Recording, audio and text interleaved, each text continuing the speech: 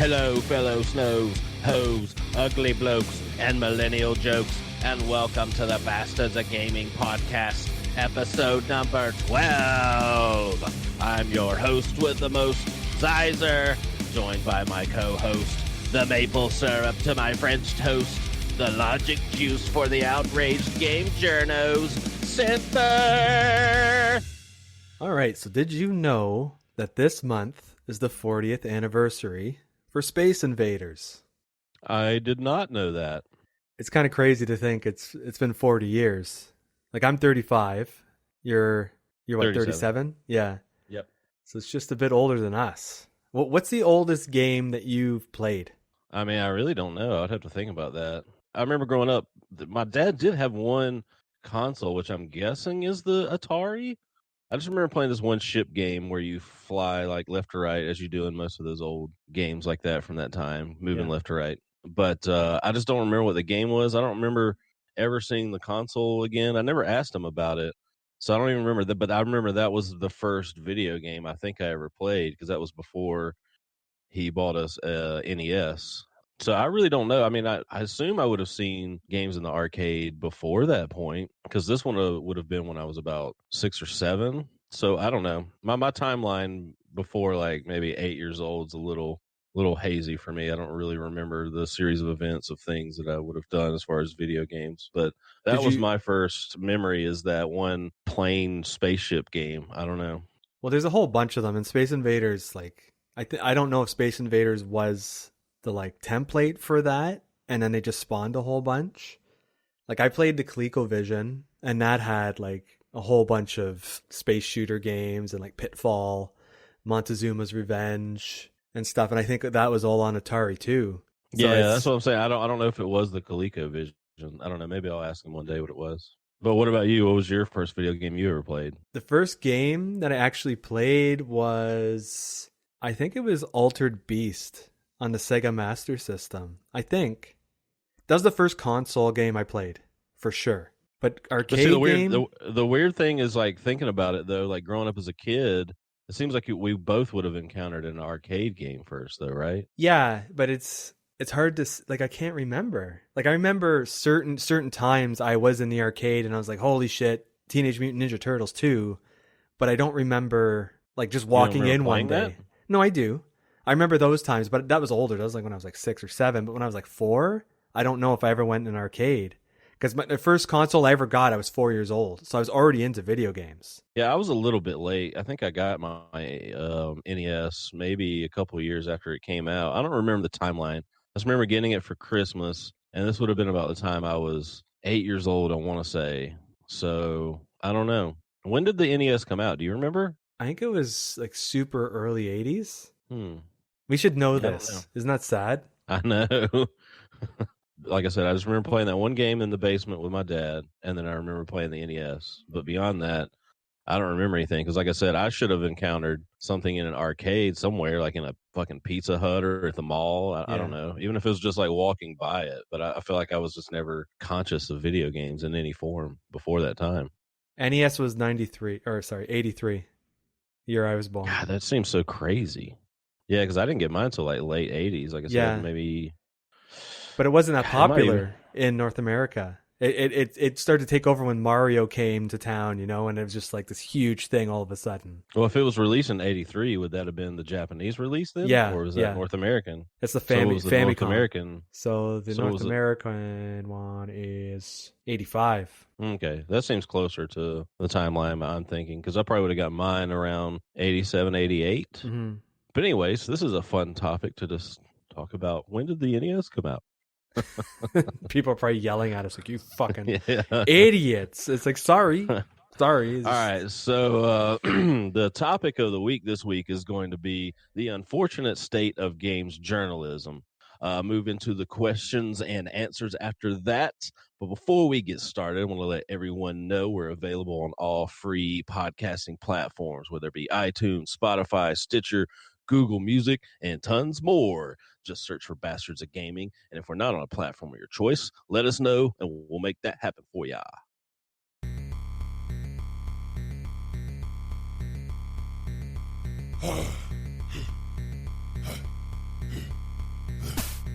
Has this ever happened to you? You settle in for a long gaming session, but 2 hours later, you've yet to win a single game, and everyone in chat is busting your dick like a piñata. Hi, I'm Grant Hellfire, professional wrestler and gamer, and I'm here to tell you about a product that will have you teabagging an entire server full of players with one set of balls. Forget aimbots and hacks. You need Droid. You need D-Roid Rage. It's roids for your gaming dick. Get it? D-Roids droids. Game harder, faster, better, stronger. How do you even game stronger? I don't know. You just take the pill and it happens. Stop getting fucked and start fucking the entire lobby. Just pop the droid rage under your tongue, let it dissolve, and log in to get your fuck on. Climb on top of the leaderboards, spread out the competition, and ram your skills home again and again. My KD ratio is so off the charts that I get reported after every game I play. But I'm never banned, because this specifically formulated skill-enhancing drug is undetectable. Just listen. Fuck you! Yeah! Yeah, you can't kill me, bitch! Fuck you! Yeah! Yeah! I eat you, your mother, your father, your family, your brother, your sister, your grandparents for breakfast! And I'll give your hot sister the Brimstone Megaplex. Don't read the dirt sheets like some mark. The results speak for themselves. Get Droid Rage in your fanny pack today and take a bump. Yeah! For a limited time, you could get a 26-day free sample if you visit roidtotherage.com/bastardsofgaming and enter in all your credit card and address information. Again, that's roid2therage.com/bastardsofgaming.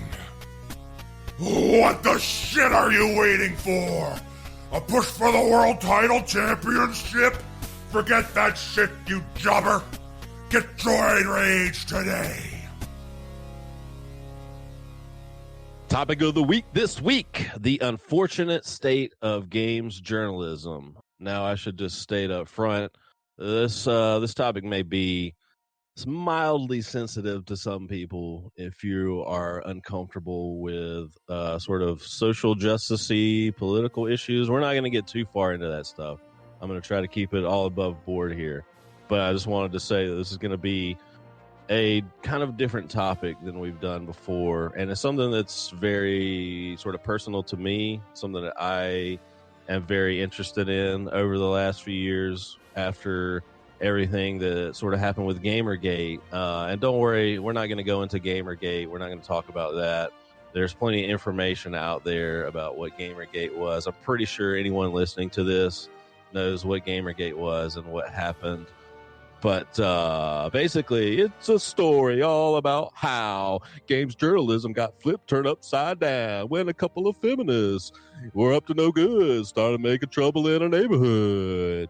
But yeah, we won't really talk about that, but we'll talk about what sort of happened since then, which is the split that happened in sort of the way people think about and talk about games, and how games journalism kind of turned into games political activism in a way, and how all these sort of game journalists want to have these hot takes and just complain about weird things in games that, like, no one ever talked about this stuff really before.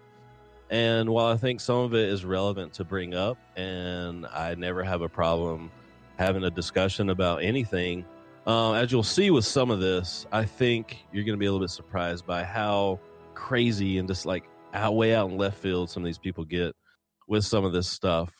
So the first example I got is this Kotaku article about Barrett's voice acting in the new Final Fantasy VII remake. All right, so this article was written by Gita Jackson, and she is a black female writer, contributor to Kotaku. So her articles a lot of times tend to be from a black perspective, and nothing wrong with that. But I feel like it tends to sort of color her opinion and stuff on video games. And I don't know, when people start talking about this stuff, I'm always worried if they're doing it from a standpoint of like, are they just using their race or gender to sort of prop up a way to find controversy where there is none? Or is this a legitimate concern that we should be talking about and be worried about? So I'm going to read a little bit of this article here.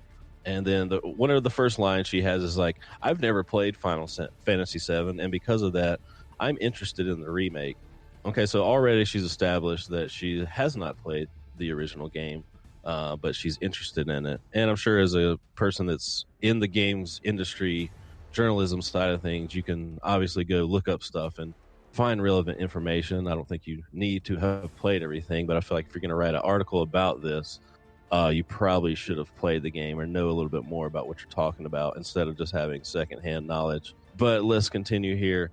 I didn't learn that Barret was a pretty egregious stereotype of blackness until long after I had internalized the idea that my video game fandom was incomplete if I hadn't played Final Fantasy VII. Barret is a stereotype of a gruff black man in the English translation of the original game. In Kotaku video producer Tim Rogers' analysis of the translation, he points out how the English translation, which he says was done by a single person in 2 weeks, inserted that characterization after the fact. Barret's characterization in this version involves an exaggerated black dialect, and his retranslated dialogue now also emphasizes Americanized ideals and masculinity in what Tim describes as the most important text box in Japanese role-playing game English translation history. The game mistranslates Barret's expression of empathy to a depressed Cloud. Instead of telling Cloud that everyone gets depressed like he does in the Japanese text, Barret says that people only get depressed if they don't know, quote unquote, what's going on. The fact that that line is preceded with the line, yo, Jess, think about it. How many black people in the world do you think really understand themselves? Further reinforces Barret as some kind of hyper-masculine cartoon, not a fully realized person, but a Mr. T facsimile full of weak bon mots or bon mots. I don't know how you pronounce that. This depiction plays into racist assumptions people make about black men, not seeing them as full people, but as hulking masses of muscle that sometimes provide folksy wisdom. Now, I was going to throw it to you real quick and just get your sort of initial reaction to that. I don't want to downplay it or minimize it. Like, I know it's a problem, but when I saw this, I just face palmed because I'm familiar with Gita Jackson's work, and almost everything that she publishes on Kotaku is always an outraged result. It's always like, this is a misrepresentation. Look what they did now. This person's this person's that. And it's like, I get that's your agenda, and being a journalist myself, I understand the purpose of sensationalism and getting traffic and getting eyeballs and getting things to go viral. I totally get that. But at some point you have a responsibility as a journalist to be non-biased and to just report on the facts instead of being opinionated and then saying your opinion is fact and this is how everybody feels and they should change it. Because that's not news. That's not news. That's you having an opinion, like I do, about something, and then not backing it up by anything because this thing made you feel something you didn't want to feel. And yeah, well, this is a problem with a lot of sort of reporting and journalism today. Just a little side tangent here. What you're talking about, where like people say this is a problem, and it's like, okay, well, like how big of a problem? Like, what's your basis for saying this is a problem? And she says in this article, you know, like fans are concerned about this. It's like, well, is it just a few people on Twitter? Is it a few people on a message board? Or is this like a big thing? Because as someone who, you know, grew up talking about Final Fantasy VII basically for almost 20 plus years now with like fans on, like, you know, with you, people on message boards, conversations in real life, I've never heard anyone say anything like this about Barret as a character. And quite frankly, I think he's actually one of the coolest, most well-rounded characters in the game. But this is the thing. It's just like, how much of a problem is it really? Is it really a problem? Or are you just making it a problem so you can write this article about it? You know what I mean? It's like you said. It's like, how much of a problem is it really? Like, why are you? Does this article really need to exist? You know? Well, most of the reviews that anything will get, like a restaurant or a movie or whatever, are going to be complaints. People, when they're upset about something, they go and seek an avenue to bitch in. You know what I mean? People don't go out and say like, this restaurant is great as often as people who had a bad experience at that restaurant. So if Gita went online and saw a bunch of people tweeting like, oh man, what's up with his voice? It's so stereotypical. Are there people going on Twitter and like, I really like Barret's voice, without even knowing that it's an issue? Do people go out and like comment and praise the voice? You know what I mean? Like, no, nobody does. So you're only seeing the negative shit. And that happens in journalism all the time.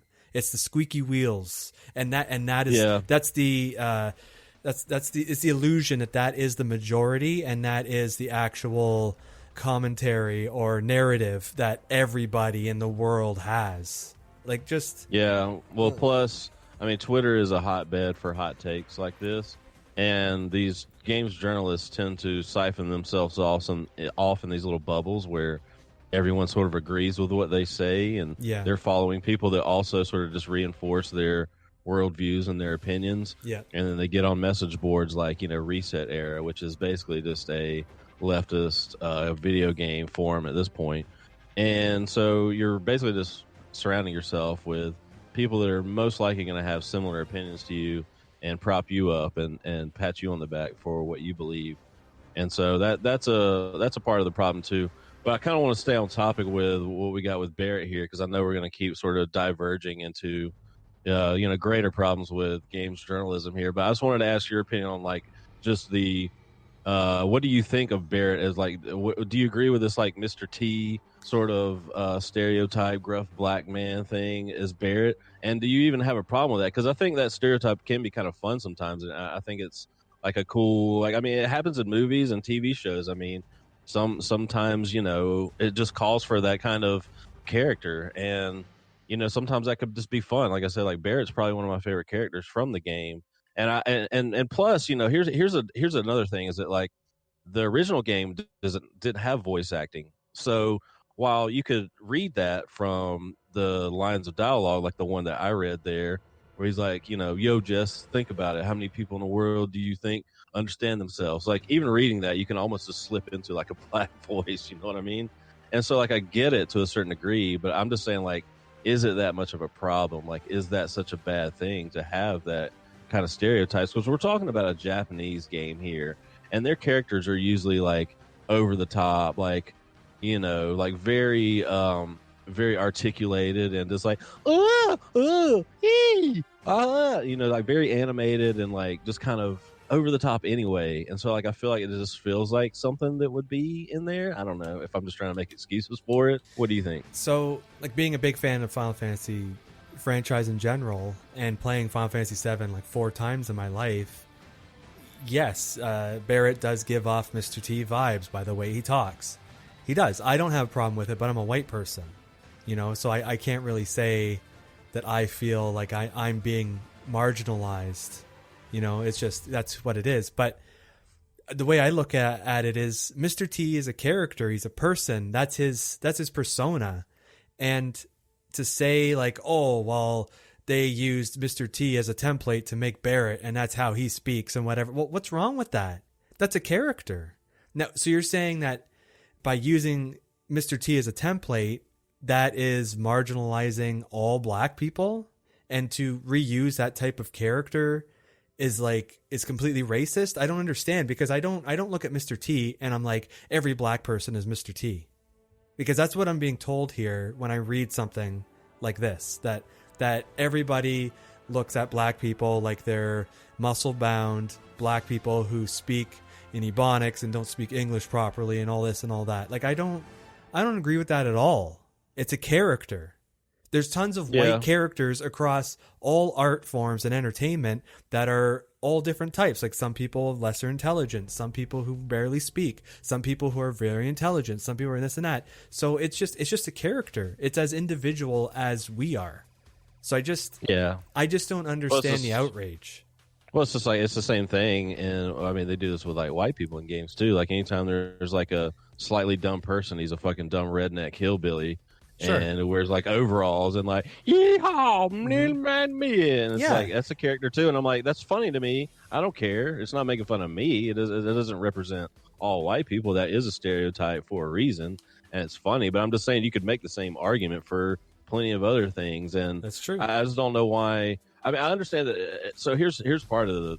I think here's part of the argument for this is just that, like at the time. I don't think there were as many. I mean, I would have to go back and look at this one day, and maybe I will. But at the time, there weren't as many black characters in video games, like back in the '90s when this was when Barret came on the scene. So, I guess from a certain point of view, you could say, well, people that would want this in a Final Fantasy game or a video game, maybe this wasn't the best representation of black people. But like I said, I think if you talk to most Final Fantasy fans, Barret was one of their favorite characters because he was very well rounded. Like I said, I mean, he had an adopted daughter. He was all very eco friendly, like all caring about the environment, the world, and very anti corruption, capitalism.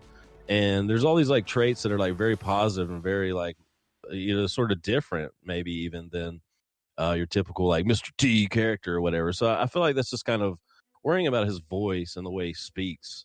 As if that's not something that's like kind of true in a certain way in certain parts of the world. You know what I mean? I don't know. I just don't think it's something to make this big of a deal about. Well, we've said this before. They would find something to latch onto, to get mad about. And it's just nonsense. I just think it's sensationalism. It's just trying to make a big deal out of something so people talk about it and share that article. And it's just about money. Like, I don't...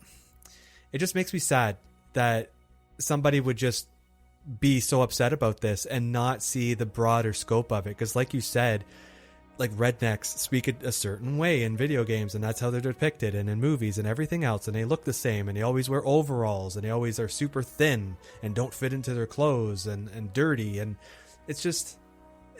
there's people like that do exist, unfortunately. And it's just... like, what are we supposed to do? Someone's going to be offended by anything you do. So what's the answer? Don't put black people in games. Okay, then don't put white people in games. Let's not use people who exist on Earth at all. Let's just use aliens or shadows. And then someone's going to complain like, oh, I have a shadow and my shadow doesn't look like that. My shadow doesn't cast a certain way and blah, blah, blah. Like how ridiculous can this get? I have a mid-fat shadow, not a small fat shadow. It's ridiculous. Like, everyone needs to calm down. Everybody's fine. Nobody's like going at it over the things that they show on the news all the time. It's a very small group of people. And going back to this, like, I wish the voice is the only real new thing coming out of this, because it like you said, it wasn't voiced. It was all text. So I'm surprised they're not complaining that he's wearing fucking sunglasses now, because he never did in the original. Like, is that a problem? Like, I don't know. It's just so annoying. Yeah, but I don't know. We'll move on from this topic, but it'll be a good one to start out with because we're both familiar with Final Fantasy and the character of Barret, and we both had kind of mentioned this to each other in conversation a couple of times. So I figured I'd put that at the top so we could both kind of kick this off with that. But what I'm going to move into next is the another Kotaku article, oddly enough. This from Kotaku UK. From a person, Laura Kate Dell, which I think just recently, as of maybe even yesterday, said that she is moving on from Kotaku and going back to a solo journalism sort of career. Now, this article in particular here is about Smash Brothers Ultimate Persona 5 DLC, which she claimed contained a disability slur.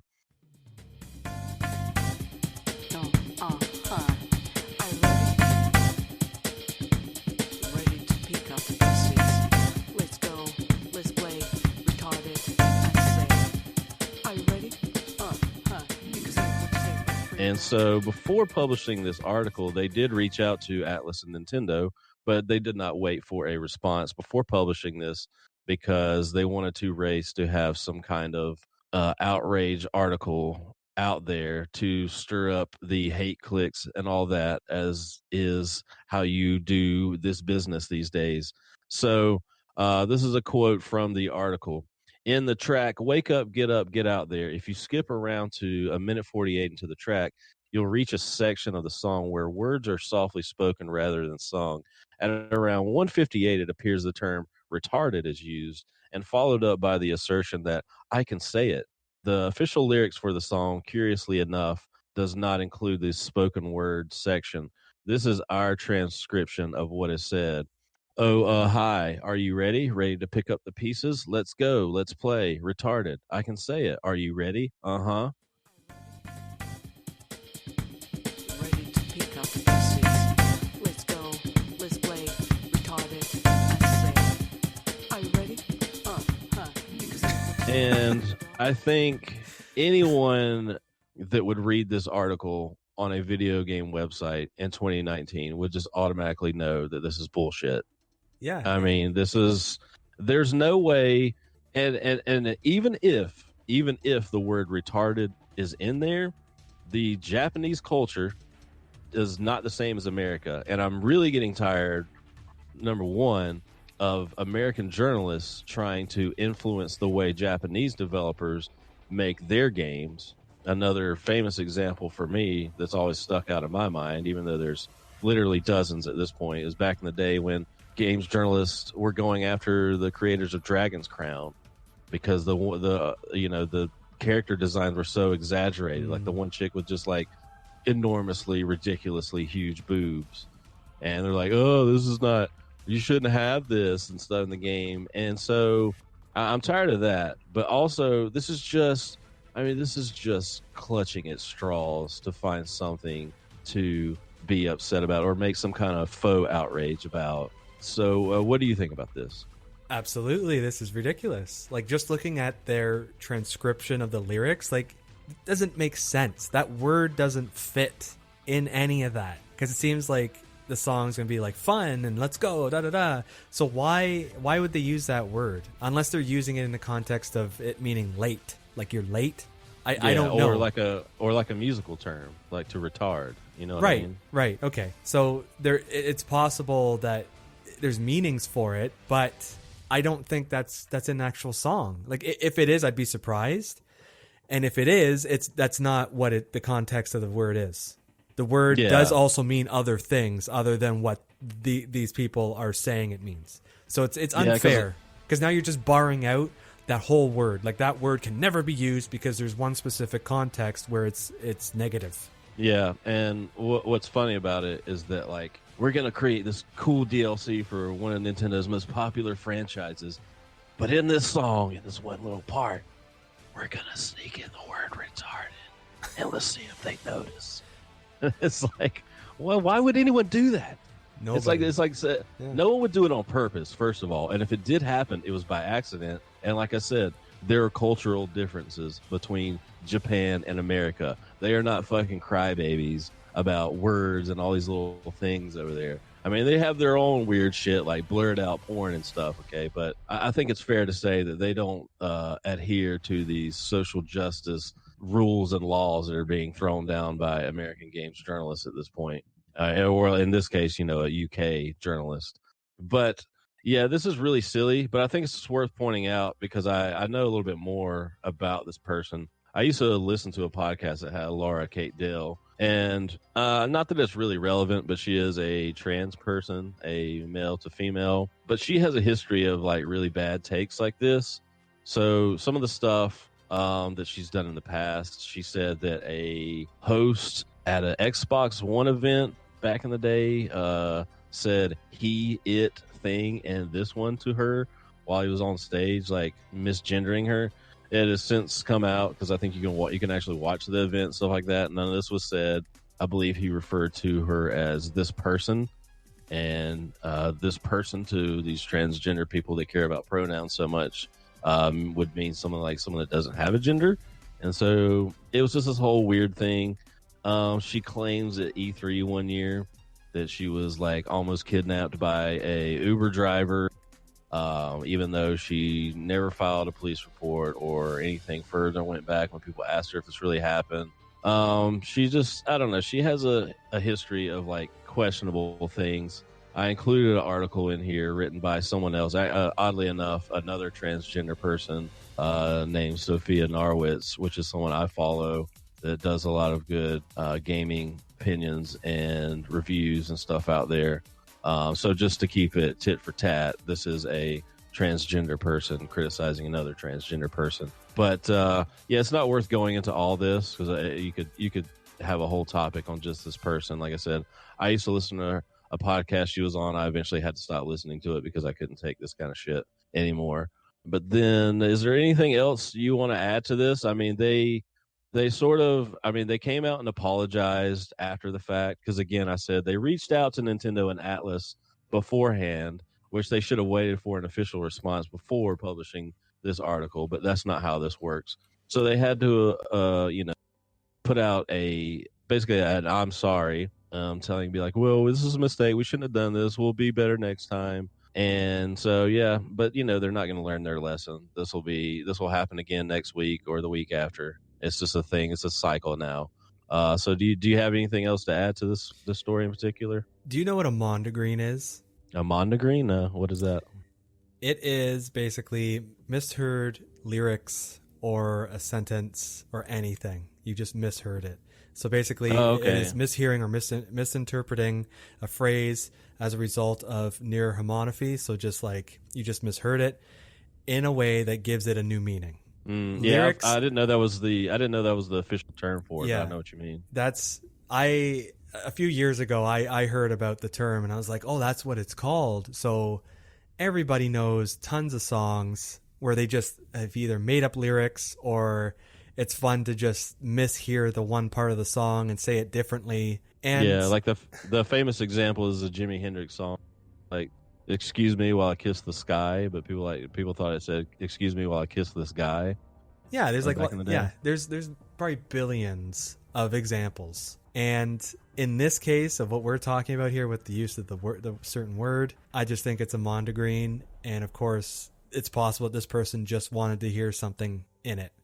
Or maybe they were on a website, somebody pointed it out as a joke, and then they're like, oh man, I'm going to be the standard bearer for this, and this is my new topic that I'm going to write about today, and it's going to get so many views, and they just like went to war over it. That's the unfortunate thing. I mean, even me, now that I've become like invested in like paying attention to this stuff and watching it and documenting it and showing the eventual downfall of what's going to be games journalism and so many other things in the world, because this is a problem that's not exclusive or unique to games journalism. This is happening with journalism across the board. But yeah, even as someone who like has really gotten ensconced in this kind of stuff, this social justice movement, this sort of culture war stuff going on online, I mean, it does like sort of warp your brain where like now I'm even looking at this stuff and being like, well, where's the faux outrage going to come from this? You know what I mean? Like you get into a mindset where you're like, how are people going to find something offensive about this? What are people going to have a problem with this? What's the hot take going to be on this story? How are people going to spin this in a way that's completely irrelevant to what's actually happening so they can prop up a narrative or a political agenda or something like that? And I mean, it starts to warp your brain. So like, I understand how these people get into this mindset of like, there's something out there trying to offend me and hurt my feelings all the time. And it's just a sad way to live and look at the world, in my opinion. Yeah, I don't know how you get up every day. Wouldn't it be so depressing? You just be angry all fucking day and stressed out. Yeah. Because you just see issues everywhere. And yes, issues exist, but it's not your issue. Yeah. I don't know how these people survive. All right, moving on to the next one here, though. This is an article on, was it VentureBeat? I guess it was. Yeah, VentureBeat by Dean Takahashi. He's a 30-year journalist, which about a year ago, maybe a little more, maybe 2 years ago, became super famous and mocked online for his inability to get past a Cuphead tutorial. I don't know. Have you ever seen that Cuphead tutorial where that games journalist couldn't fucking get past his part? No, I've played Cuphead a bit recently. It's hard. It's a hard fucking game. but I don't know what the but tutorial I'm looks saying like. the tutorial part. It's probably not worth describing it on here, but I guess I will. But it's just basically he's going through the beginning, and like there's a part where there's like a column, and you gotta jump on this box and then jump up and then dash across so you can jump over this column.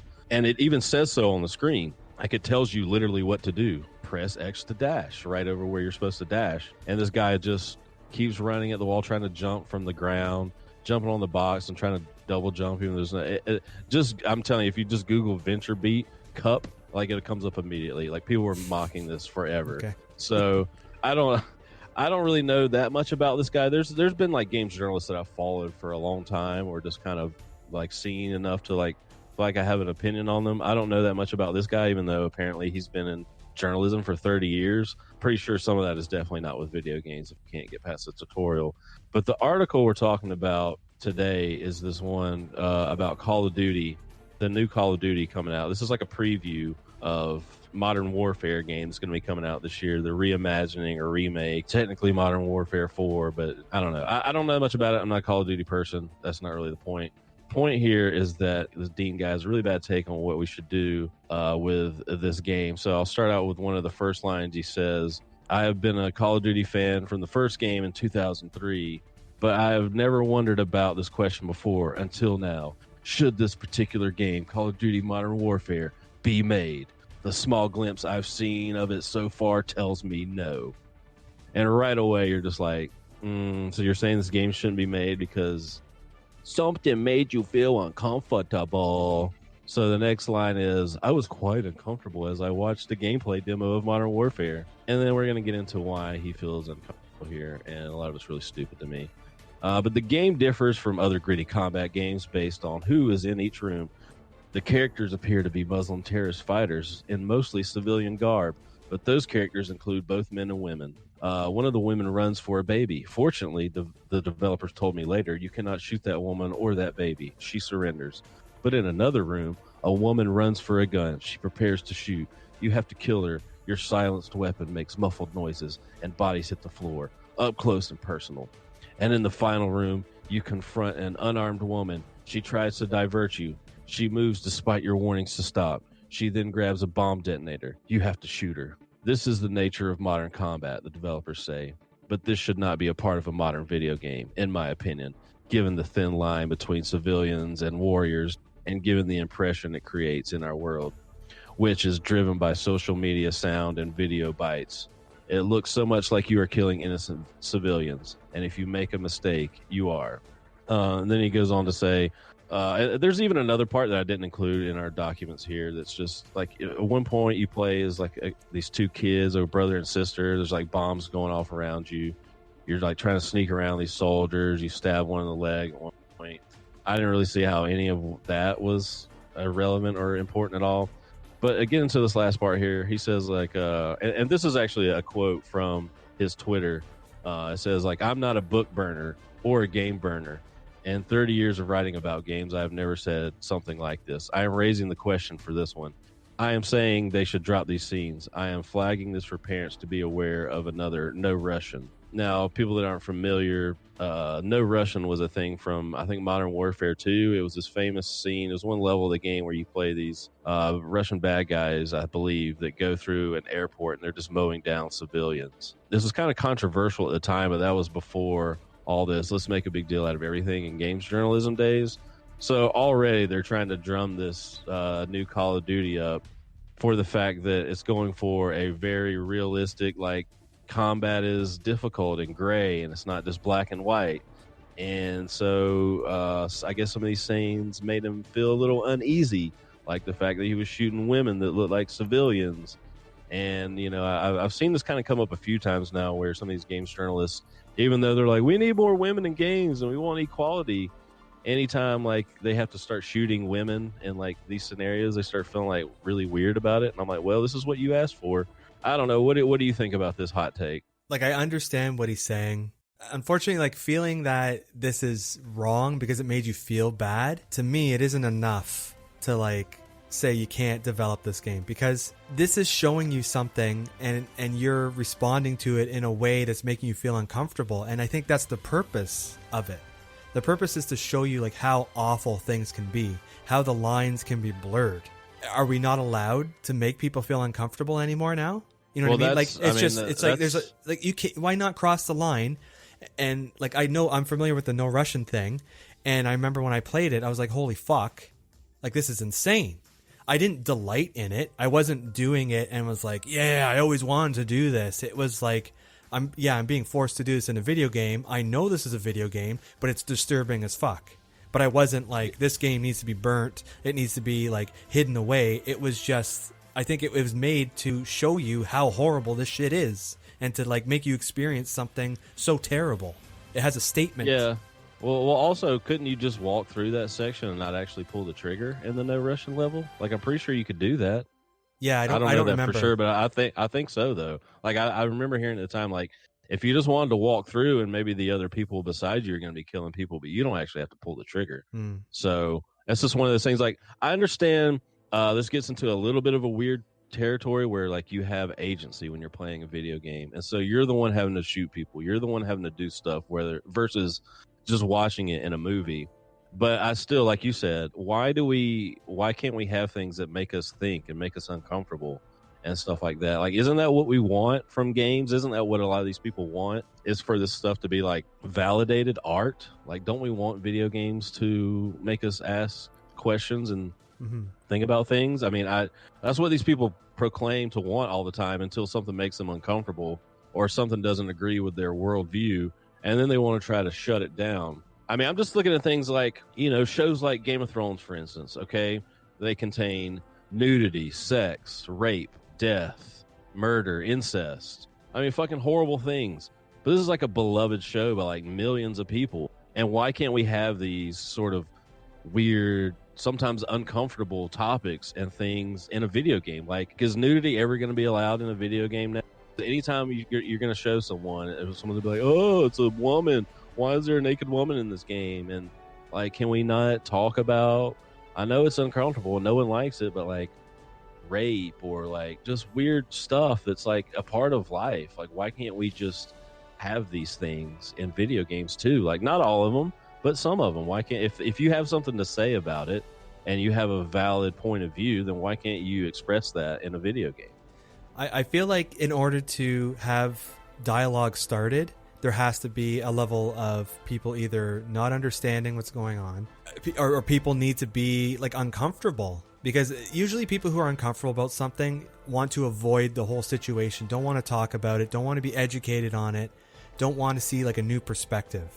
And to me, like I don't shy away from things that make me uncomfortable.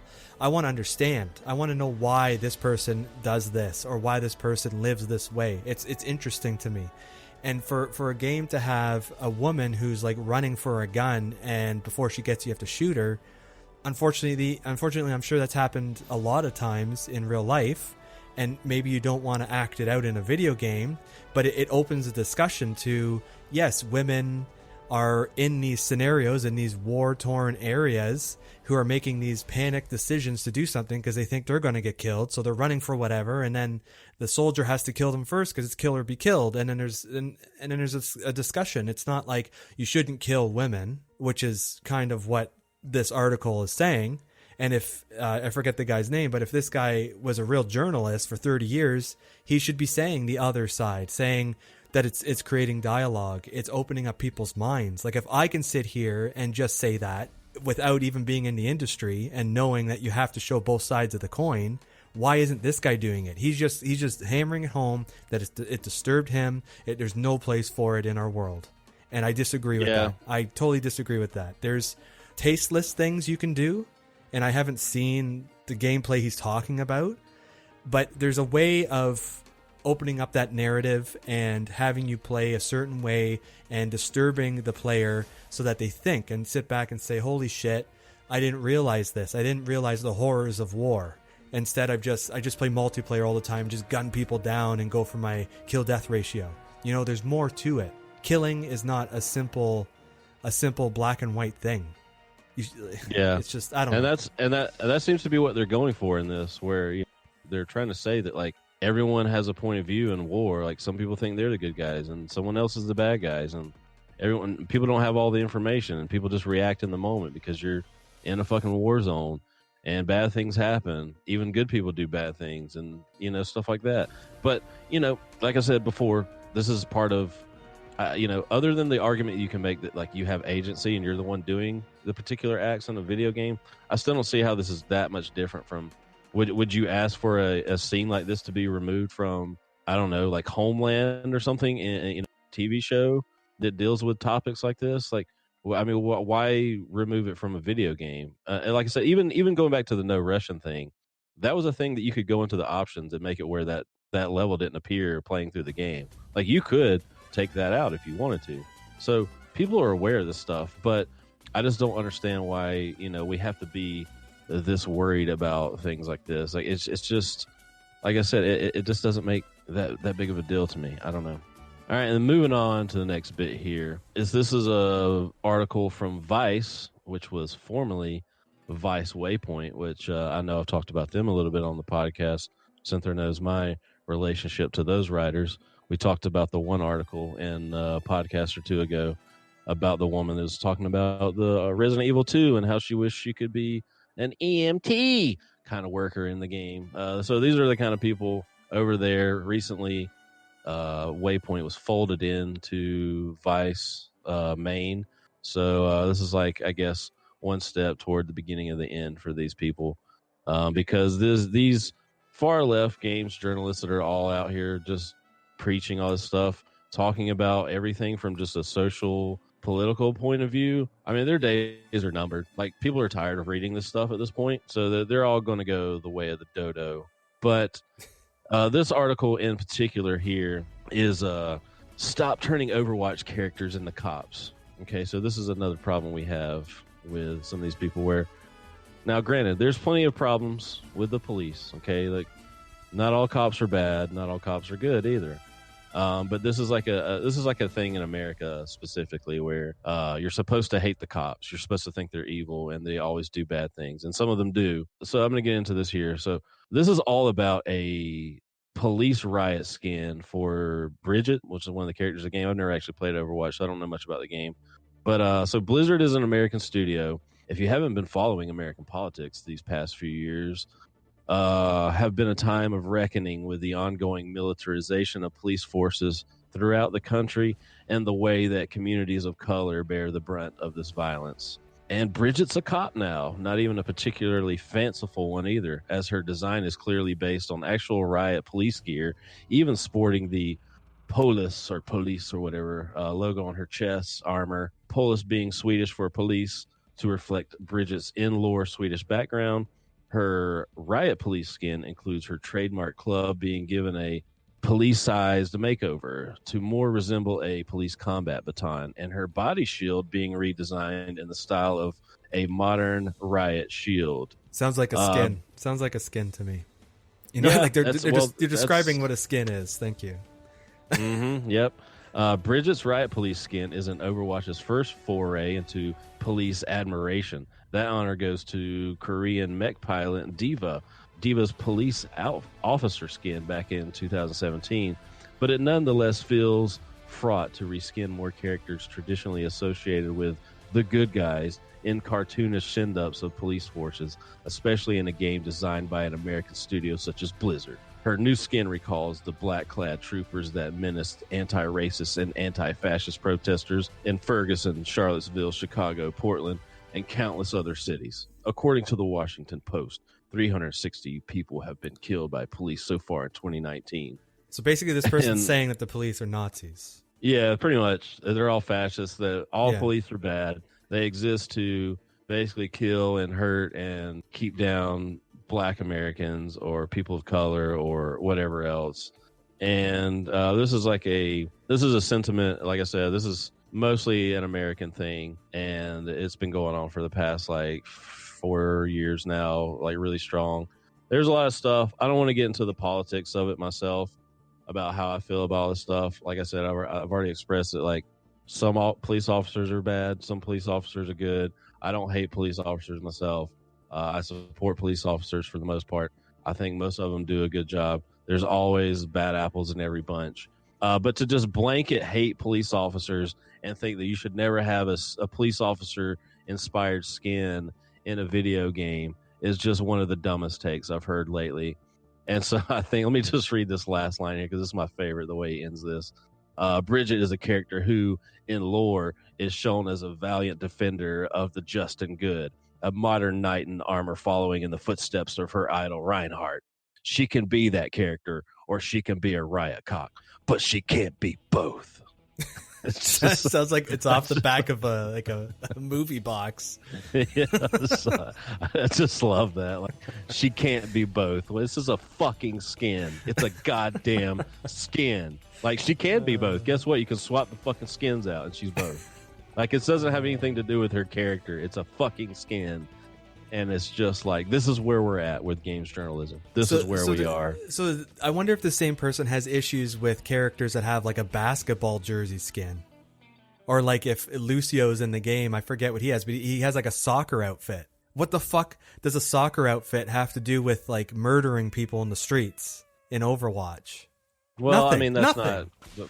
But that's a soccer thing. That's not. I don't really put that in the same thing. I'm trying to. I'm struggling for an example that could be comparable, because it's got to be someone that would like be an oppressive force. But I don't know. These people are acting like you're fucking putting her in a goddamn Hitler outfit. You know what I mean? It's like it's just stupid. Like, it's just a colorful, silly, cartoonish game. Like, it's just playful, like a police officer skin. Like, I just can't with this, man. I just can't.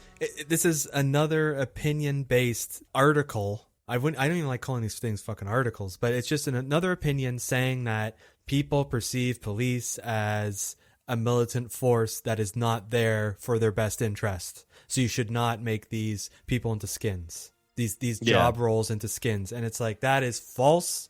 That is you projecting shit based on incidences that do happen. And like I said before, like, the news only reports on the horrible shit most of the time. They don't air fluff pieces of like the police doing good in their community and having police day and all this other stuff. Like, it's always about the brutality. It's about someone being murdered. It's about somebody accidentally shooting somebody or arresting someone because they thought it was somebody else because they made a mistake. And it's like, okay, so now we can't make skins of this when there's kids out there that look up to police still. Like, what are you trying to say? Like, are you telling kids not to trust police? I know that happens in some communities, but it's just, I don't like this at all. This is washing it in a completely wrong way. Yeah, but this just gets back to what we were saying before, where everyone finds the one thing that they don't like, that's offensive, that makes them feel bad. So we remove that. So how much shit do we fucking have from anything anymore? Like, someone's going to be upset about anything. It's just like Dave Chappelle said, like I don't have the quote in front of me, but it's a thing he said like recently in the past few years. It may have even been in one of his stand-ups where like every joke is probably going to offend somebody. Yeah. But like, It's true. You know, there's always going to be one joke that you don't like, that some person doesn't like. But so if we take that one person doesn't like that one joke, and then this person doesn't like this joke, then this person doesn't like this joke, then how many fucking jokes can we have anymore? You know what I mean? You'd have Like, none. just get over it at some point. You have none at that point. And that's just where we're getting at with this stuff, where it's just like, oh, well, I don't like this. Well, I don't like this. Well, I don't like this. So I guess just fuck it all then. Just fuck all of it. Everything will be the most sterile, generic shit ever from now on. Yeah, people are losing their sense of humor, and they're putting themselves in the center of the universe where their feelings matter the most, when they should just get over themselves and not take it so seriously. But part of the problem too is that like these people, this is a dying industry. A lot of these, you know, sort of online gaming outlets are sort of floundering at this point. Kotaku, Waypoint, a lot of these people, some of them have shuttered over the years. People are turning to Twitch for their video game entertainment and YouTube for their video game commentators. I know I certainly have. I used to listen to dozens upon dozens of gaming podcasts by a lot of these games journalists, and I almost listen to none of them anymore because I just can't stand it. And so, they're a dying breed, and people are tired of like hearing this stuff. And so this is like their last gasp for relevancy, is to just write these fucking clickbait, fucking hate click articles where they'll know people like me will like see this headline or like someone will do a video on it on YouTube, and I'll click on it because I'm like, oh, what's this fucking stupid shit? Let's all point and laugh at them. And like at a certain point, like I know from following this stuff long enough that these people do think this way. But at a certain point, I have to know, like, some of these people have to be being intellectually dishonest with some of this stuff. Like, I feel like I need to write an article for this website today. What am I going to write? Oh, let's see what we got here. Bridget's got a new police skin. All right, let's make up some shit about that real quick. You know what I mean? Like, how much of it is that, too? It's controversy, you know what I mean? So, right? Yeah. And so it's hard to tell. But regardless, if you're going to put this out into the world, then I'm going to make fun of it, and so is everyone else. And it's amazing, honestly, the industry of people who just fucking hook these motherfuckers up to a plow and just make money off of making fun of these idiots.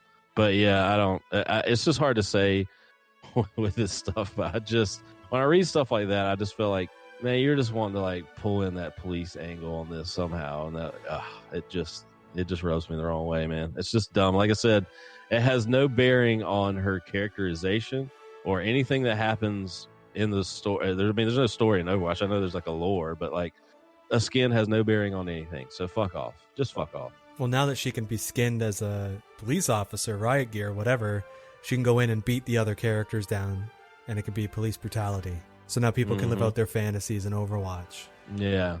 I guess that makes sense. Mm-hmm. Yep, it certainly does. All right, we'll move on to the next one here, which is this is my favorite one. I'm sorry, folks, I'm going to be laughing at this because this shit makes me fucking laugh so hard reading this. But this is from Polygon, famous old Polygon. At one point, they were the industry leader of fucking bullshit, garbage, hot takes, and social justice nonsense. I quit reading the site entirely 2 years ago. I just will not go there. I only hear about these articles and stuff secondhand. But this one is funny and it's relevant because Rage 2 just came out. But this, all right. Rage 2 is a fun game that makes me feel like garbage. So that's the headline. And so this is by Polygon writer Chris Plant, who's been there, I think, the entire time the site's been up. But so apparently he was born with what's called a cleft lip, which if you look at pictures of him, like I don't see it. I mean, I kind of do, but I don't really notice it. It's not like a big deal.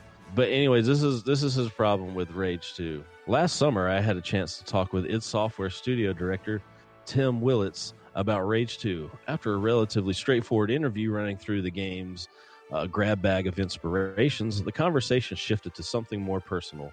My birth defect and how the game presents it as a crude joke. Rage 2's publisher Bethesda had just revealed a 1999 collector's edition that would come with a talking robotic bust of Ruckus the Crusher, one of the game's many Goliath mutants. Like all the other Crushers in the game, Ruckus had a gash running from the top of his upper lip through his nose as if its face didn't fully form at birth. The mutation, I explained to Willits, looks like an exaggerated cleft lip and cleft palate. The original Rage used similar imagery for its mutants, and I told Willits how disappointed I felt to see the sequel following the same path. Fiction has long associated clefts with both villainy and mental health disorders, and it appeared the Rage franchise would perpetuate this cruel, damaging misrepresentation to a broad audience. I'm sorry. I just find this funny. What do you think about this before we continue? I'm sorry this person has a cleft lip. I just think he's being way too sensitive. Like way too sensitive. And he's self-conscious of his scar or the cleft lip. So how is his insecurity of it? It's just hard for me to understand because when I've always been really heavy. I've been fat. When I see a fat person in a game and that person's like a pig and it's eating, I'm not like, hey, that's what you think of me? I'm a fucking pig. You know what I mean? Like I don't associate that. And I know this is much more personal, but it's just you're being way too sensitive here about something because unfortunately you're still insecure about something on your face when in reality it's like, well, this is me. I should just live with it. Who cares? Yeah. This game isn't about making fun of you and people with cleft lips. It's just a design. Like, It's just hard. It's just hard for me to put. Okay, I'm gonna get through this little interview part here, and then we'll continue this. Okay. Willits, to his credit, was receptive to the feedback. Here's the relevant portion of our interview. Willits, quote, "So you feel that it's a little insensitive?" Plant. "Yeah, it makes me feel a little uncomfortable when it's always the bad guys that have the upper lip and nose removed effectively." Willits. I never really thought of that. I mean, we try to make, Kenneth Scott was our art director for Rage 1. And yeah, I mean, I feel kind of bad sometimes now. Sometimes it's hard when you live in that world. So you're like, oh, these guys. So I apologize. And, yeah, I'll talk to the guys. Plant. Sure. Are mutations normal for the heroes too in this version of the game? Willits.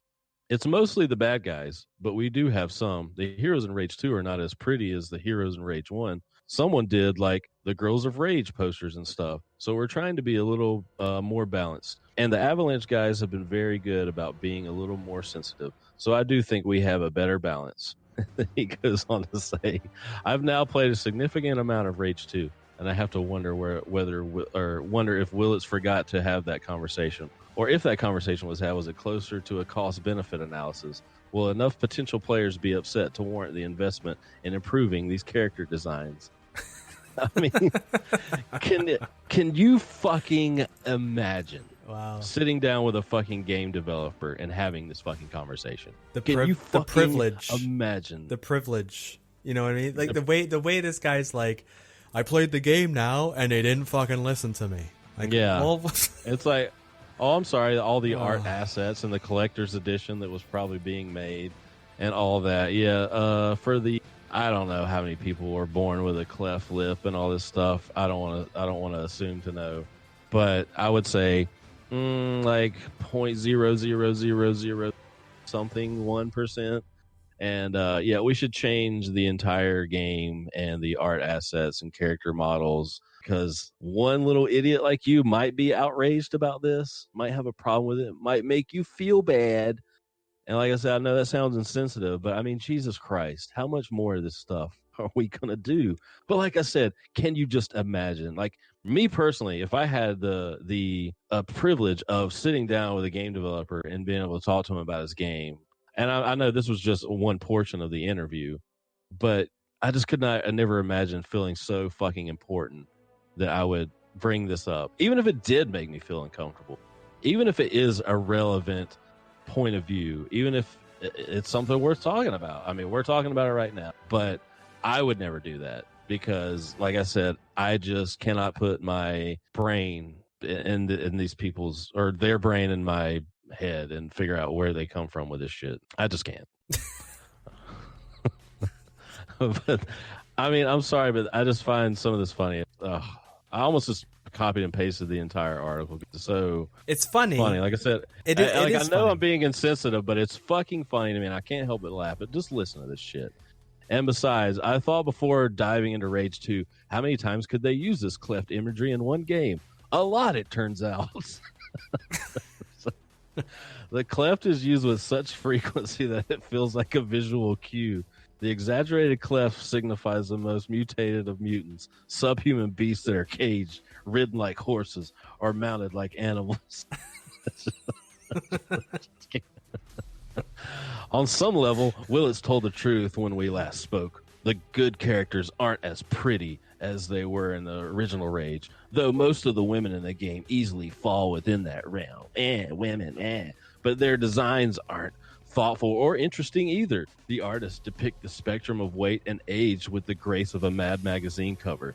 So here we go. We're just going to throw in a couple little more social justice bones out there. It's like, oh, the women are too pretty in this world. Oh, and the artists didn't depict the spectrum of weight and age with the grace that I would like. And it's just like, okay, whatever. Midway through my time with Rage 2, I sprint through a sticky nightclub, one of those forgettable video game environments that transitions the player from one big action set piece to the next. It's the sort of generic area you see in the same art asset on the wall a half dozen times because, hey, the space isn't a huge priority. This is funny. On the wall, instead of posters, hang a series of identical mutant busts, all with the same exaggerated glove. This isn't a crusher or the scientist beast, and the asset, while custom, is not central to the game. Now, I'm no expert in game design, but I feel confident saying these busts could have been removed with minimal time and effort, or it wouldn't have required canceling pre-orders, delaying development, or halting production on novelty special editions. I love how they always immediately contradict themselves, like, going back to the Call of Duty thing, like, well, I'm not asking for book burning, but I'm asking for book burning. It's just like, I'm no expert on game design, but let me tell you what you should have done here.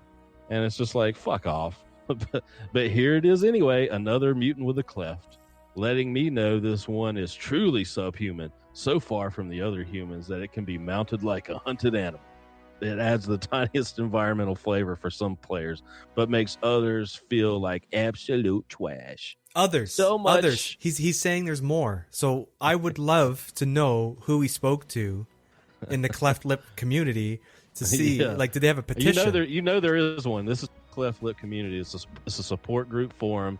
They have fucking labels like how big someone's fucking cleft is compared. Like, they have the small clefts, the mid clefts, the fucking the infini clefts. They have all that shit in there. It's just like these communities. You know what I mean? Like, of course you're going to be hateful toward anything outside this community when you're together with people who are just constantly feeding that hate. Oh my God. So this person, after you reading all that, has said he's basically a beast that should be stuffed and mounted on the fucking wall because he has a cleft lip. Like, that is like, whoa.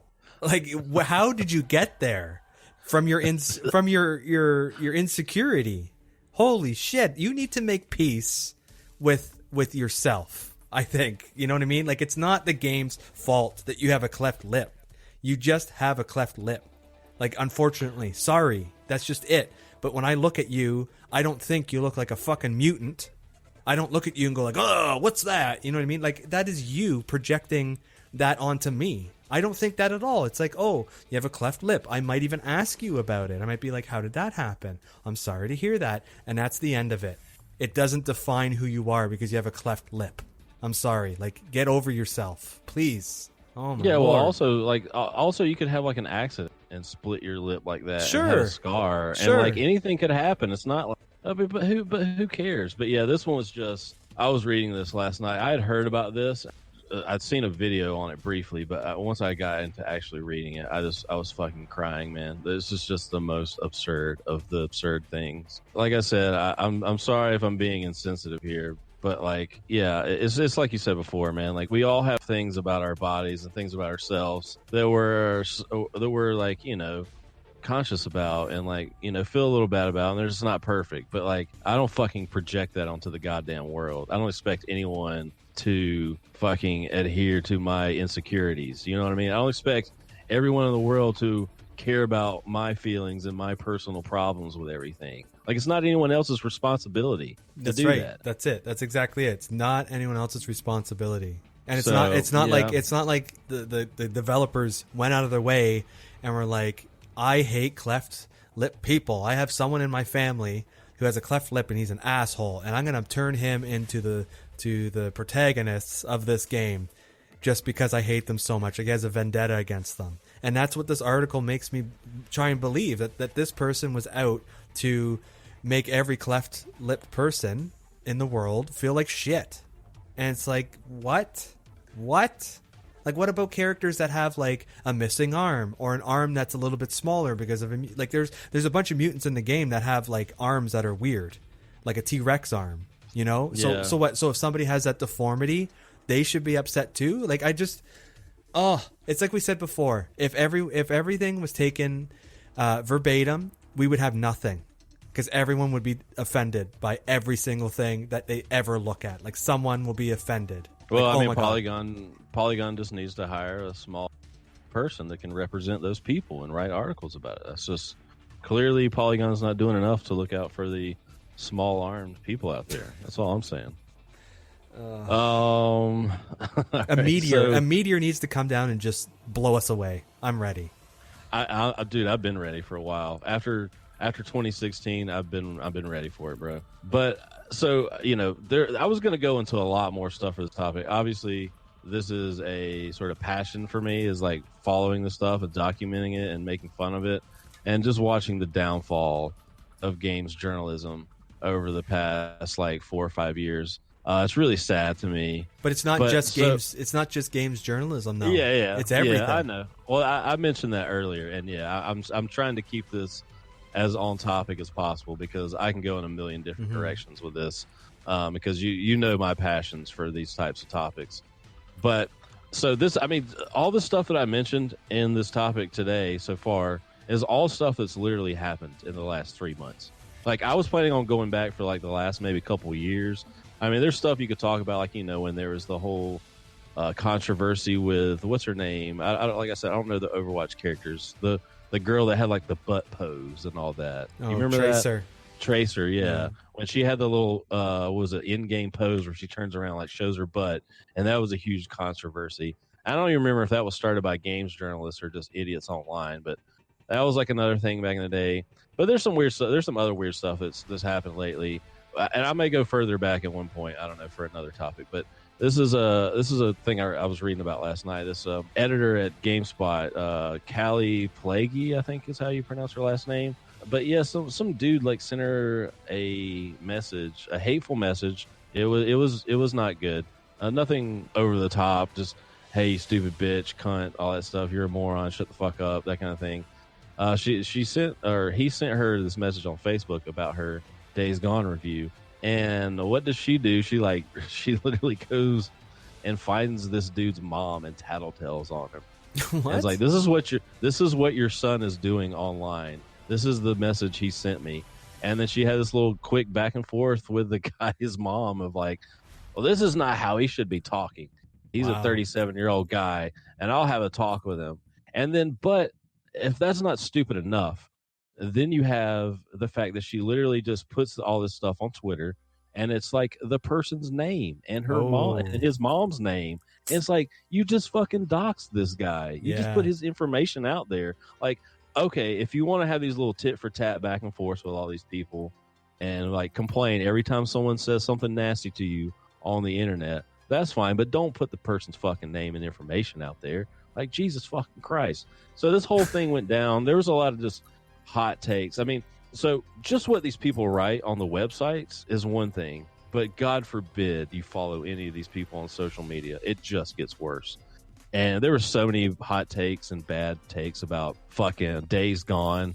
People were complaining about this line. It's like a flashback to a wedding ceremony between the main protagonist and his wife. And she just says, I just hope you'll ride me like you do your motorcycle or something like that for the rest of your life. And people are like, ugh. And there's another scene where Deacon St. John, which is the main character, is like checking out his wife's ass. And it's like, and people were like, oh, yeah, just objectifying women in game. Like, it's his fucking wife. It's just fucking, like, can't we have, like, a fun, playful, like, relationship in the game? And just, I mean, these people are just ready to pounce on anything, even mildly. I mean, I have, like, a whole page of just pictures here. I'm not going to describe and read them all off right now. But it's just stupid shit. So we're stupid shit. We're not supposed to be attracted to the opposite sex or same sex or be attracted to whatever we want to be attracted to anymore. You can't be attracted to your wife or girlfriend either. That's not allowed. You can't be attracted to your wife or girlfriend and express that in a video game. And my wife can't say something corny and make me laugh, like ride me like your motorcycle. Like, my wife says the most unsexy, stupid things that makes me laugh all the time. Like, big deal. Oh my Lord. But yeah, this has been a thing going on forever. Like, games journalists constantly harping on objectifying women in games. Female characters must never be shown in a sexual manner. They shouldn't have big boobs. They must always be shown in a positive light. I pulled up a few things just real quickly on my phone here, like just pictures of Twitter or Kotaku articles that I've seen over the past few years that show that these people are just all hypocrites. So this was from last year around E3. Another Kotaku writer, her headline was, at E3, Soul Calibur's objectified women felt like a relic of the past. A lot of people had problems with Ivy and her costumes, despite the fact that plenty of fans love it, even female fans. There's female fans that love cosplaying her. They love her outfit. But meanwhile, Kotaku will run an order talking about Stormy Daniels says Donald Trump has a dick like the mushroom character from Mario Kart, which is funny in and of itself. And like, I would be all fine with this objectifying both sides, but they only seem to think that objectifying males is fine. And then this is another article, how Super Mario characters have sex. It's like, okay, well, so we're sexually objectifying video game characters. And then another one here from Kotaku. Which Mario Kart 64 character sounds the horniest? Once again, stuff like this is funny to me. It's fun. I would be fine for this playful stuff if you guys didn't pretend like start clutching your pearls every time it's directed at a female or something like that. Like, we can't find, but there can't be sexy girls in video games. They can never be the damsel in distress anymore. They can't show vulnerability. They have to be strong, powerful. They have to be leading the team. They have to be kicking ass, basically as manly as possible most of the time. They can't show any of their feminine side, and if they do, it's perceived as like a weakness, or, oh, this is just the male gaze, or this is, it's just ridiculous. So that's a whole other thing. I'm gonna take a guess and say that Princess Peach was the least horniest, right? Well, I didn't actually read the article. Oh, okay. I just have a picture of the headline. I'm just assuming based on the findings that we're discovering right now. Yeah. But just other stuff I just picked randomly because I was up super late working on this last night. Ubisoft refusing to be overly political about their games, and games journalists just can't fucking deal with it. They want everything to be a political statement, but not only just a political statement. It has to be something that reaffirms their political worldview. And then it's fine if it doesn't, though, because then they can write all these hot take articles about why this is like a pro-Trump or Republican or whatever, pro-gun. Like, and now the thing I'm seeing with all these with all these shooters, like the Division and basically anything Call of Duty, anything with guns now is like, oh, this is just kind of like gun porn, and it's like pro Second Amendment because it's all like, yeah, glorifying guns and shit, man. It's like, man, it's a fucking shooter. Guns are in games. Like, get the fuck over it. It's not a fucking political statement to have guns in a video game where you're shooting people in a war. But yeah, they're mad because the Division 2 wasn't political enough because, it takes place in America, it takes place in Washington, D.C. It's a Fallout. They wanted to just have a political message. And, Ubisoft, smartly enough, in our current climate, is like, I mean, not that Ubisoft can tell compelling stories anyway, and they're certainly not the people to handle this kind of thing. They're just like, hey, man, we're just here to make fun games. We're not trying to step on anybody's toes, and they're smart to do that because they don't want. If as soon as they step into that pool, they dip their toe in that pool, and they go the wrong way with the politics, one side or the other is going to eat them up. And so they're playing it just right. And it's unfortunate that we can't have more political discussions in video games and stuff like that. I'm not one of those people that's saying like just keep it out, but at this point in time in our current climate, with all this stuff online, like I just don't know why any company would want to fucking dip their toes in this, to be honest with you. Same with Ghost Recon, which is why the new Ghost Recon Breakpoint is set in a fictional place this time and not Bolivia. We kind of briefly talked about that on last week's podcast. And then one of the crazier things that happened last year was this IGN editor, this Philip Mewson, was caught plagiarizing independent creators' review of Dead Cells. And then he denied it. This was a whole thing. I don't want to get into it too much. And this is one of those rare cases. You're not going to see this kind of stuff happening very often, like people at these publications plagiarizing other people. But it was definitely something that happened and did not make games journalists look any better. Do you remember that at all when that happened? I absolutely do. I thought it was hilarious because I loved the response from people where everyone just kind of remove themselves, like, well, we don't do that, we don't want that to happen, and we don't say that, condone that, we condone it, and it was just like all over the place with their like bullshit responses and backpedaling, and it made me laugh so hard because it's like this is the same scenario that you're always painting for all the developers. Now one of you guys in your employ has done something, and you guys are all like throwing your hands up like, well, I'm not like that. Like, don't categorize me as that same person. But you guys will point blame at developers for being sexist and racist and insensitive and all this stuff. And you just blanket term, umbrella term the whole fucking thing.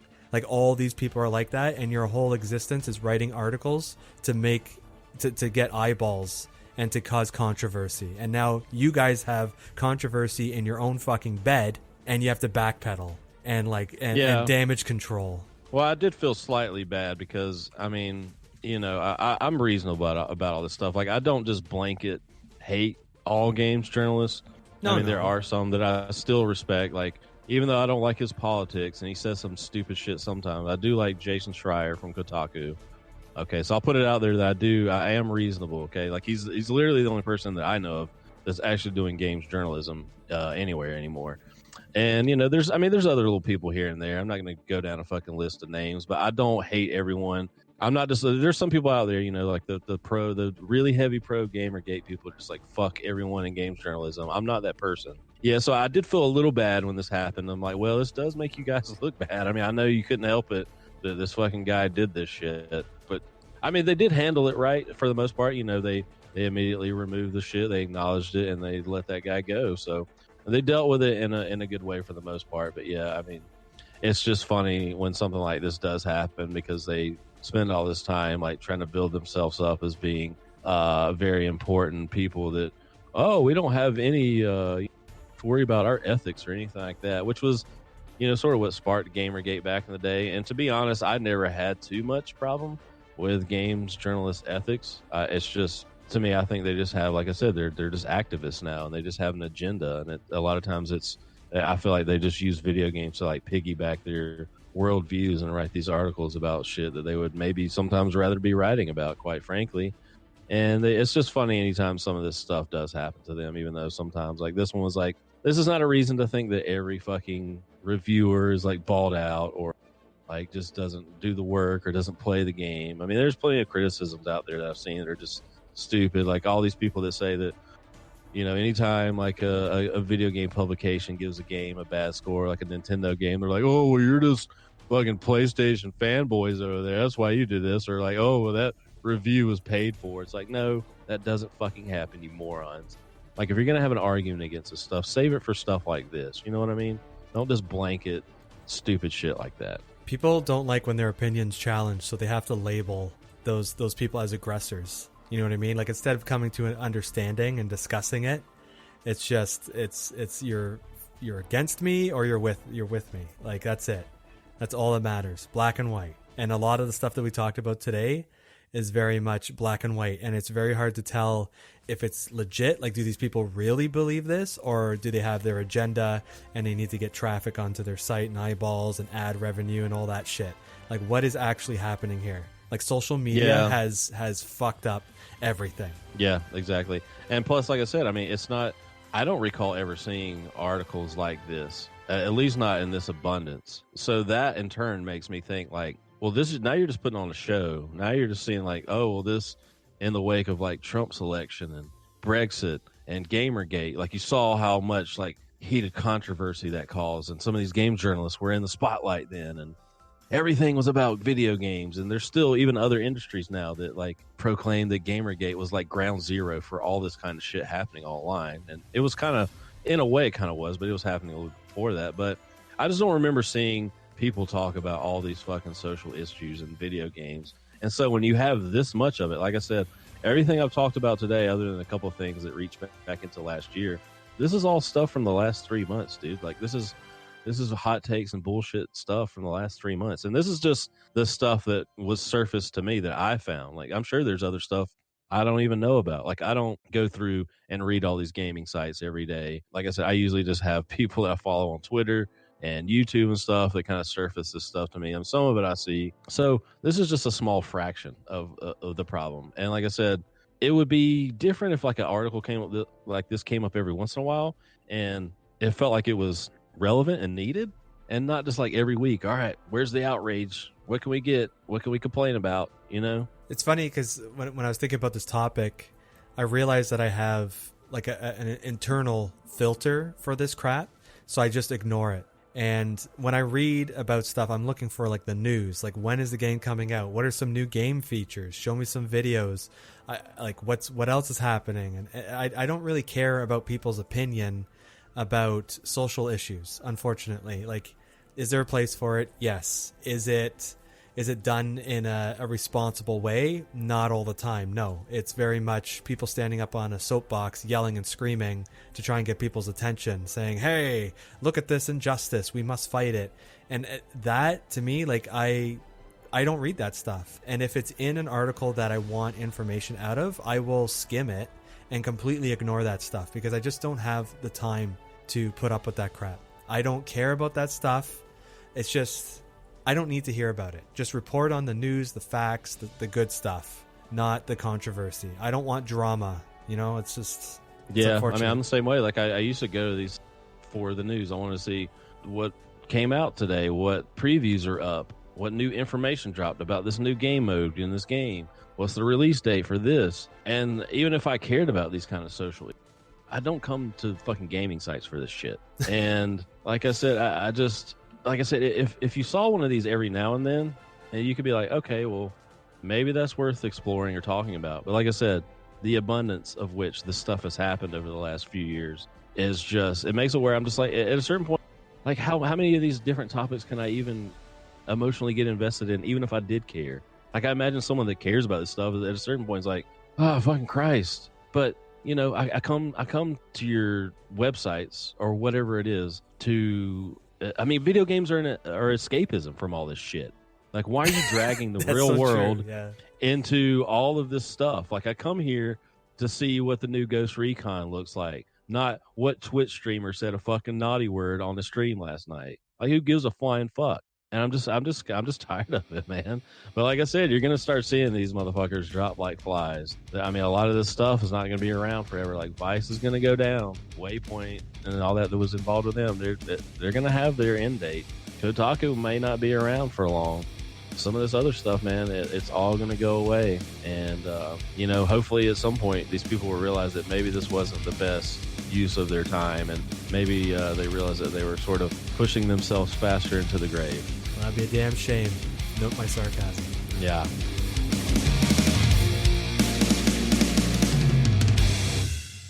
We've got some Q's and we got some A's. All right.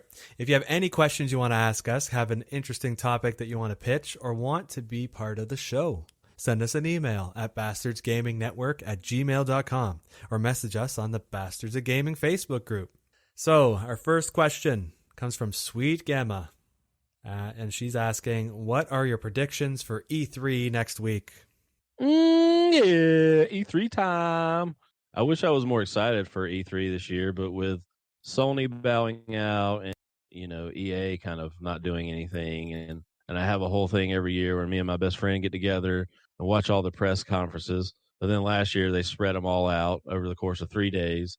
And then now Sony's out this year and EA is not really doing anything. So it kind of just feels like a little bit less excitement than normal. But as far as predictions, Microsoft is going to have 14 first-party games at their shows, what they said the other day. And the fact that Sony's not going to be there means that I would imagine a lot more third parties would be more inclined to present their games on Microsoft stage, since they couldn't go with Sony as a you know, something else to show their games at. So I'm guessing that Microsoft is going to just be fucking a stacked deck this year. But as far as my predictions, we still have not seen the game from what they're labeling their quadruple A studio. So I'm guessing we're going to see that this year.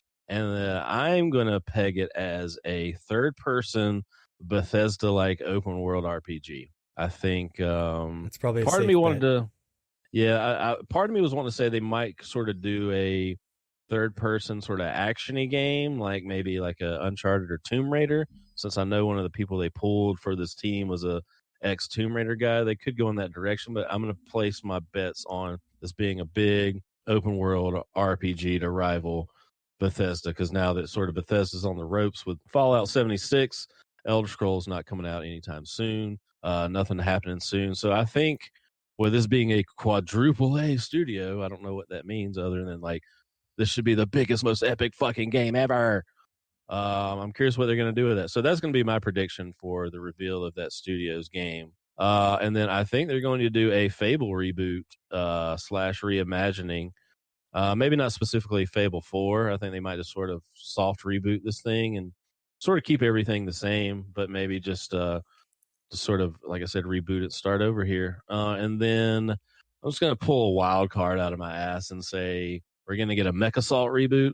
I don't know. It seems like something that's not really a genre that's being filled right now. I feel like Microsoft might try to plug all these little holes of like different games that don't really exist right now. I mean, Microsoft has the shooter genre down with Gears and Halo and a lot of their other stuff. So I think a sort of more like Sony-like first-party game that like Sony's been doing basically this entire generation, these really epic, beautiful third-person games. So I think they might try to go something like that with their quadruple A, and then like a Fable and maybe a Mech Assault. Do you have any Microsoft predictions on your list? Yeah, I'm pretty sure they're going to be announcing Crackdown 4 for 2020. And it's going to have 5 things of DLC, so you're going to have to get the season pass. And I think from here on out, they're going to pull an Ubisoft and release a Crackdown every single fucking year. Okay. That's my guess. That's the quadruple thing is going to fucking pump these out. That's what they're like going to be just full steam ahead with. Just Crackdowns. They're cracking down on Crackdown. See? But no, do you have anything legit though? Microsoft's? No, not for Microsoft specifically. Like from their wheelhouse. I have a bunch of like franchises that I'd like to see come back. One of them being what do you got? BioShock. I think it's time. Yeah. Well, there it has been rumored for a while that 2K does have something BioShock related in the works. So that could be, you could be onto something there. I didn't unfortunately, because I'm a moron, but I was working so much on this show last night, I didn't go through and really think about all the third party things. So I guess you can fill in that gap for me nicely here. No, I don't have tons. I just kind of have like a wish list. That's what I kind of looked at. Like, what would I like? And BioShock was one of them. And for sure. I would love a new Batman game. Like a new, it doesn't have to be Arkham, but just a new Batman something. No? See, we have Rocksteady hasn't shown what they've been working on for years. I mean, after Arkham Knight, we don't know what they're doing. I mean, it was rumored for a minute it was like a Superman game. They said no. Then it was rumored it maybe be a Justice League game. We don't know. I mean, I think I'm good on Batman for a little while. I kind of want them to make something else. I don't know. If they did do a Batman, it would have to be like, I'd almost want like a Batman the animated series style Batman or something. You know what I mean? Like something a little bit just different style to it. I just don't know if I really want another Arkham game. I mean, I'll totally play it. I love the Arkham games, but I don't want another Batman game, to be honest with you. Well, too bad. Okay, so here's something that you would want. On the flip side, for Marvel, I was like, they have to make an Avengers game. Like, make something with that. Oh, are they? What is it? Yeah, Crystal Dynamics is probably going to reveal their Avengers game at the Square Enix showcase Monday at 6 p.m. Jesus. So that's actually happening, bro. Is there? That's been. I mean, there's no stuff out there for it, but it's been talked about openly enough where it's actually a thing. So there's going to be an Avengers game made by the Tomb Raider devs, which is why they sort of switched studios with the last Tomb Raider game, because these guys have been working on a Avengers game for the past 3 years or so, 3-4 years. So that's a reality, bro. Oh, okay. Well, I'm interested in seeing how that's going to play out, because there's so many characters, right? Like, what kind of game is it going to be? Yeah, because that's the thing is like once you focus on one character, like you can really nail them down. But it's like if you're switching between all these different characters, is it going to be like a open world game, or what's it going to be? You know, I can't wait. Like, honestly, that's one of the forward to the most is seeing what this Avengers game is going to be. Yeah, it should be good. So another obvious one I think is Assassin's Creed. They're going to do the whole like Viking thing that's kind of been like hinted at since Odyssey.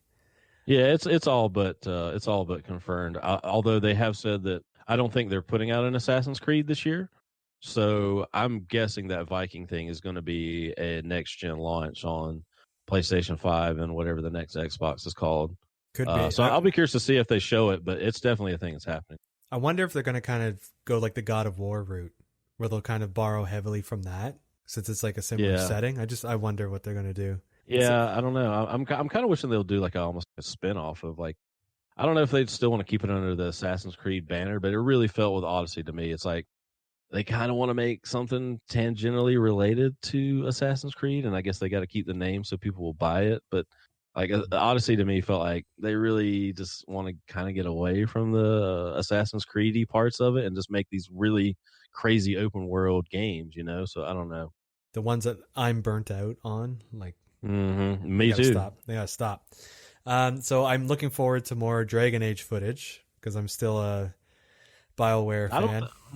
Well, EA's not doing anything, and I really don't think Dragon Age is going No. to be shown anytime soon. Nope. Well, they have shown stuff. It's coming. Yeah, but I'm just saying, That's- like, you're not going to see like footage of the game being played. I just really don't think that BioWare's in a good spot right now, and No, I don't think disagree. I don't think we're yeah. going to see Dragon Age for a while, to be quite honest with you. Well, who knows? So here's my wild card. They're going to remaster Star Wars Pod Racer. Oh, I'm gonna say that they're gonna go way back to 1999 and pull out the Pod Racer and remaster it, and maybe even package it with like all the other Pod Racer games. Why I don't know. Well, I'm going to shut that down too because Star Wars is owned by EA now, and EA is not really in the business of like remasters and remakes. Like they didn't even re-release Mass Effect, which should have been a no-brainer. I'm sure I don't that's know. coming. I'm sure that's like in another decade from now they'll redo it.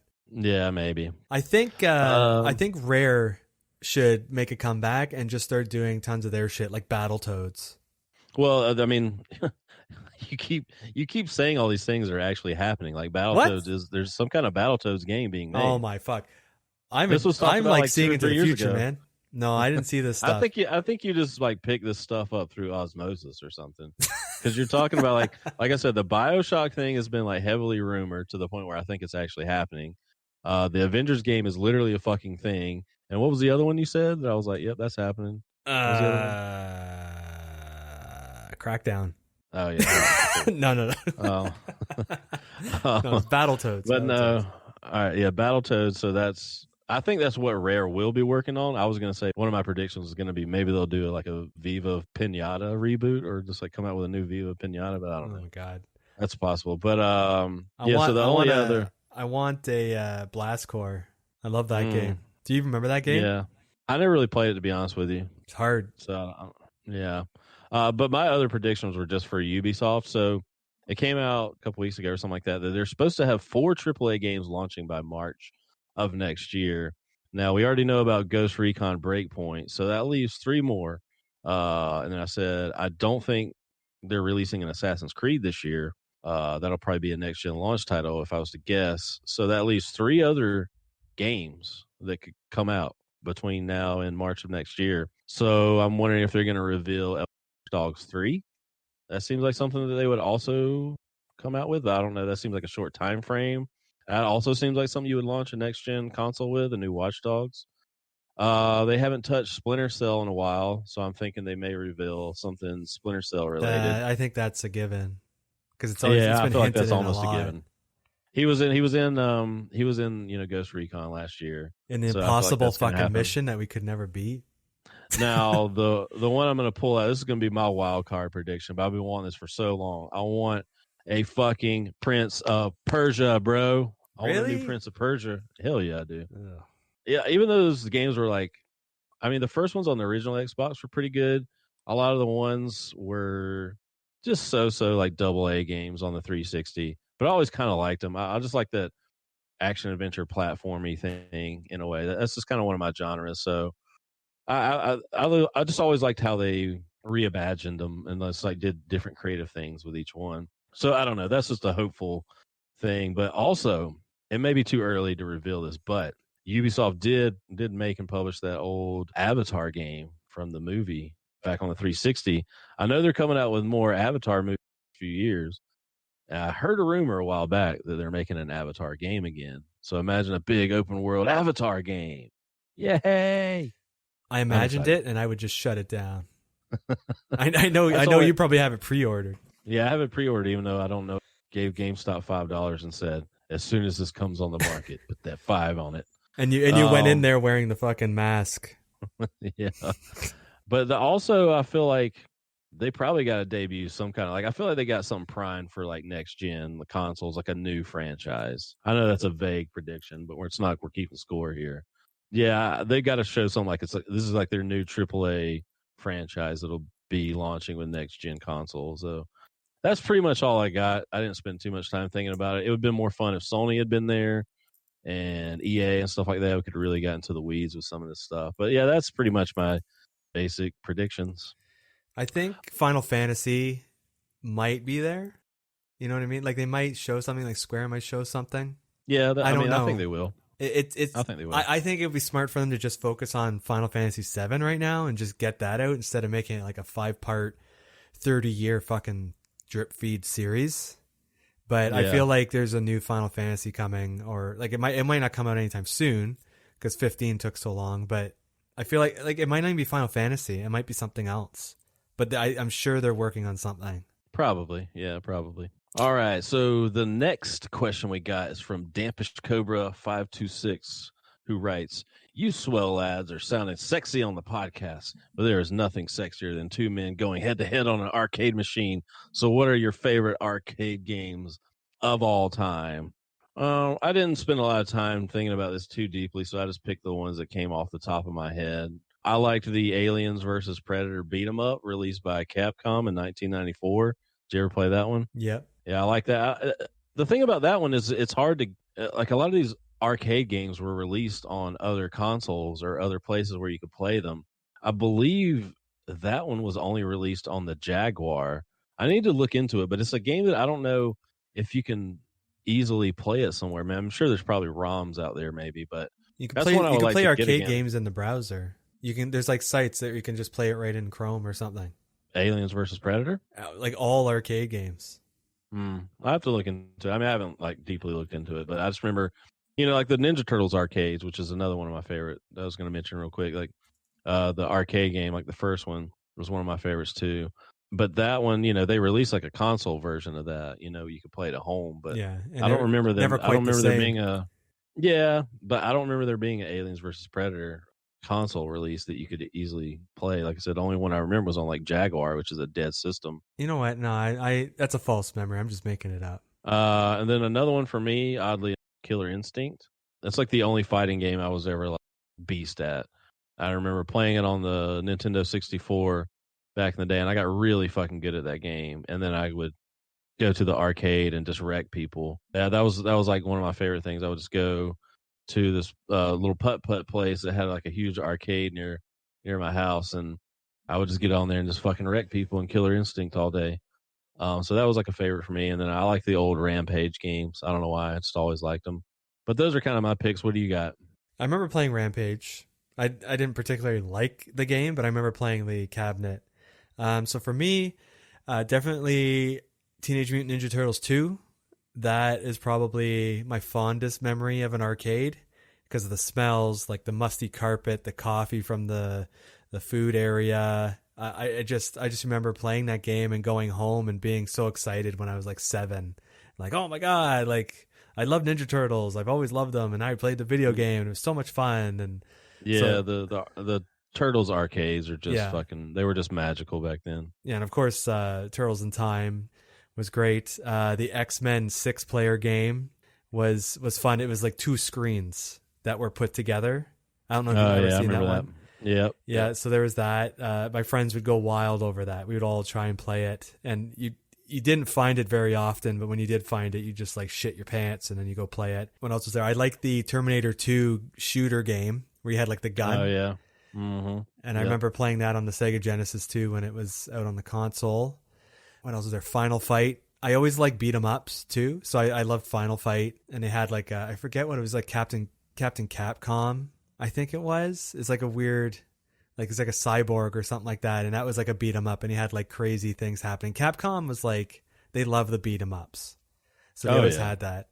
And they had there was like a Spider-Man arcade game, and I forget what it might have been called, but I remember the first level had like Venom was like a giant. And he was just like storming through the city, and you could pick Spider-Man, Namor, Iron Man, and somebody else. So it wasn't the Avengers. It was I think it was a specifically Spider-Man game. And I remember that being something I really enjoyed playing, but was terrible at. Because you know how arcade games are so hard that you just want to chew up all your quarters. Yeah. You just play it and get to like level 2, and then you're dead on 1 quarter. I like the racing ones too, like Cruising USA, even though those were on rails. Like you're basically just Yeah. pushing gas And and, then, like, just go. I don't know if I'm sure you probably had an arcade somewhere that had the big, huge Daytona USA with a huge fucking screen. Oh You ever see yeah, that one? yeah, and some of them were Yeah. linked up. Those were Yep. fun. The linked up ones. What else did I like? I really like Strider of all games. There's a place that we used to, or one of my friends would take me to go vacation for a couple of weeks, and they had like a little small area that had like 3 arcades in it, and one of them was Strider. And I told him, like, by the end of the 2 weeks, I'm going to try and beat this fucking game on 1 quarter. And of course, you can't. But we spent a lot of time just trying every day, trying to get as far as possible in that game. Yeah, there's lots, but it's mainly like the Ninja Turtles stand out for sure. Just because it was like Turtle Mania in the late 80s, early 90s. Oh yeah. I mean, I couldn't get enough Ninja Turtle Yeah. shit back.